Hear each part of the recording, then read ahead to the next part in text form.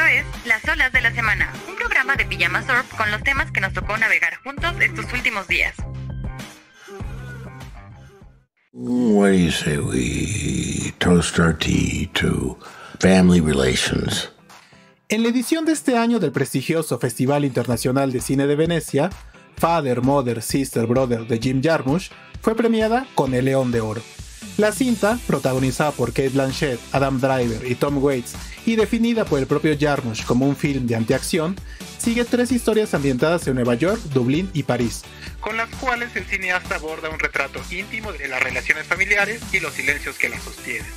Al recibir el premio, Jarmusch agradeció al jurado por apreciar una película tranquila, una declaración que resume el gesto de su obra, detenerse en lo cotidiano frente al ruido del mundo, uno de los aspectos característicos de su estilo, expresado en otras cintas como Patterson y Coffee and Cigarettes. Con todo, la premiación no estuvo exenta de polémica, pues muchos asistentes, críticos y cinéfilos de todo el mundo esperaban un resultado distinto, específicamente que la cinta triunfante fuera La voz de Hind Rajab, un docudrama de la directora tunecina Hawter Ben-Hania sobre una niña palestina asesinada en Gaza en 2024, construido a partir de grabaciones reales de sus súplicas de auxilio.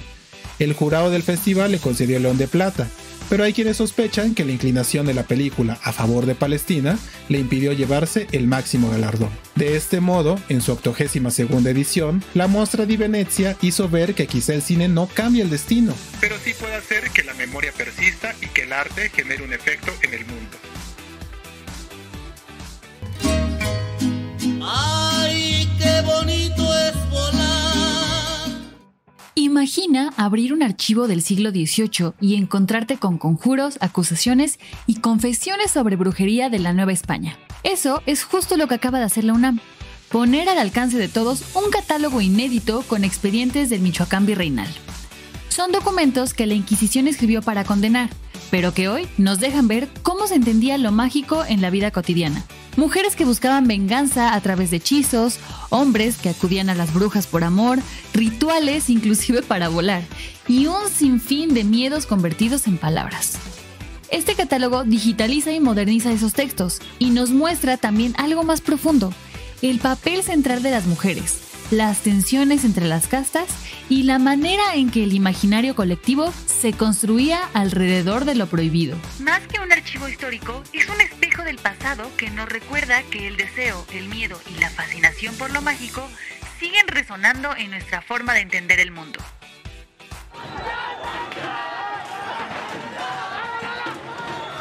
En los últimos días, Nepal se ha convertido en escenario de una de las crisis políticas y sociales más intensas de su historia reciente. Todo comenzó cuando a principios de septiembre de este año, el gobierno decidió bloquear 26 redes sociales, entre ellas Facebook, X y YouTube, bajo el argumento de que no cumplían con una nueva regulación. La medida provocó el enojo de la juventud, especialmente de la llamada Generación Z, que salió a las calles para protestar contra la censura, la corrupción política y la falta de oportunidades económicas. Lo que inició como una movilización social se convirtió rápidamente en una ola de violencia. En la capital, Katmandú, manifestantes incendiaron edificios gubernamentales y el parlamento.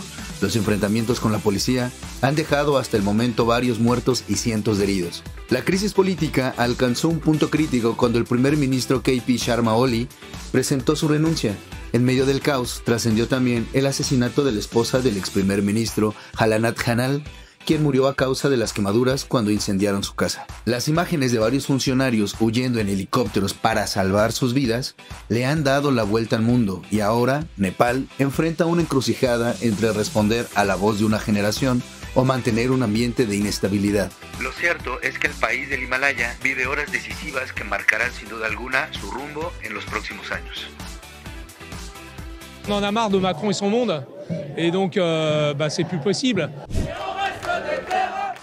Este miércoles, Francia se encendió con más de 800 concentraciones en distintas ciudades del país en una serie de protestas autodenominadas Bloqueemos Todo. De París a Marsella y de Lyon a Burdeos, se calcula que cerca de 200.000 personas salieron a las calles para expresar su descontento frente al gobierno de Emmanuel Macron, quien apenas el martes pasado nombró a su quinto primer ministro en menos de 2 años, Sébastien Lecornu, quien fungía como ministro de defensa en su gabinete y a quien se le ha llamado el último de los macronistas. Como muchos movimientos sociales y populares en el país galo, en esta ocasión los motivos no son del todo claros ni únicos, pero todo parece indicar que el descontento comenzó a germinar en julio pasado, cuando el ahora ex primer ministro François Bayrou propuso un plan de austeridad que, entre otras medidas, incluía eliminar 2 de los 11 días feriados oficiales en Francia, suprimir 3.000 puestos del servicio público y congelar prestaciones sociales como el seguro médico.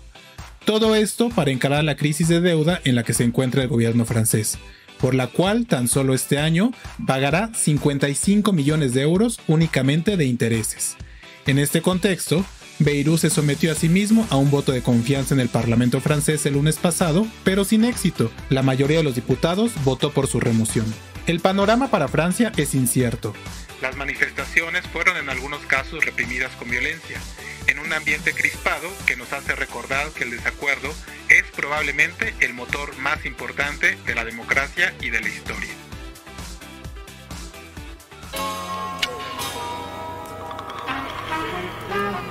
So you giving me a lecture about not being a good enough gangbang.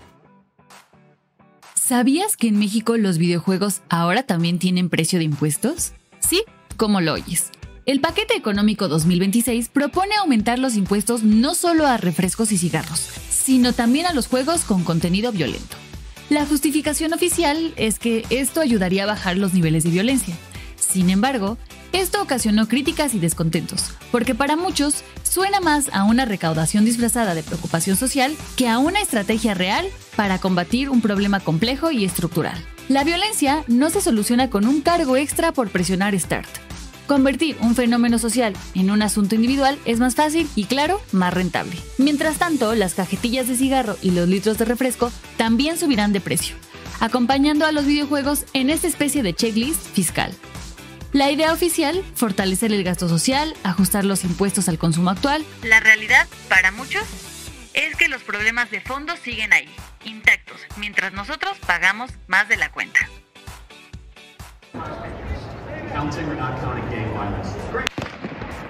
La muerte del activista conservador Charlie Kirk ha tomado por sorpresa a la administración de Donald Trump. Este miércoles, Kirk falleció tras recibir un disparo en el cuello durante un evento en Utah. El hecho ocurrió en la Universidad del Valle, donde participaba como parte de la gira llamada The American Comeback Tour, organizada por la filial local de Turning Point USA, el movimiento juvenil que él mismo fundó y que dirigía. Testigos y videos en redes sociales muestran el momento en que bajo una carpa instalada en el campus se escucharon disparos que desataron el pánico entre los asistentes. La policía informó que las detonaciones habían provenido de un edificio cercano y que tras el ataque se desalojó el área universitaria. Además del impacto político, lo ocurrido ha generado un intenso debate social por la paradoja que rodea este caso. Y es que Charlie Kirk fue un férreo defensor de la libre portación de armas en Estados Unidos. En más de una ocasión declaró que aunque cada año se perdieran vidas por armas de fuego, valía la pena pagar ese precio para preservar el derecho constitucional a portarlas. Hoy, esa misma defensa pública de las armas fue la que le quitó la vida. Con ello, el debate y la contradicción sobre el uso de armas en la sociedad estadounidense está aún muy lejos de terminar. ¡Avándaro! ¡Avándaro! Esta semana, el arte, el cine y el teatro se encuentran en la agenda de Pijama Surf. En teatro llegan 2 montajes imperdibles: La mano peluda, el episodio maldito, que reinventa el clásico del misterio en escena. Y, a golpe de calcetín, en su último fin de semana, una obra entrañable que mezcla el humor y la ternura para hablar de amistad e identidad. En Netflix se estrena Las Muertas, una serie que revive la historia oscura de las Poquianchis, uno de los capítulos más incómodos de México. Dirigida por Luis Estrada y basada en el libro homónimo de Jorge Ibargüengoitia. En Movie ya puedes ver Mussolini, hijo del siglo, un retrato potente sobre el ascenso del fascismo en Italia y la construcción de un mito político. Y en salas de cine, prepárate para Autos, Mota y Rock and Roll, una comedia que revive el espíritu rebelde del Festival de Avándaro, el Woodstock mexicano que nunca dejó de ser leyenda. Además, ya comienzan a sentirse las fiestas patrias, ese momento del año donde la música, los sabores y la historia se mezclan en cada rincón de México. Esto forma parte de la agenda de Pijama Surf. Encuentra los detalles de esta información en pijamasurf.com. Esto fue Las Olas de la Semana, un programa de la redacción de Pijama Surf y producido por Jonathan Zarate. Si te gustó, comparte y nos vemos a la próxima.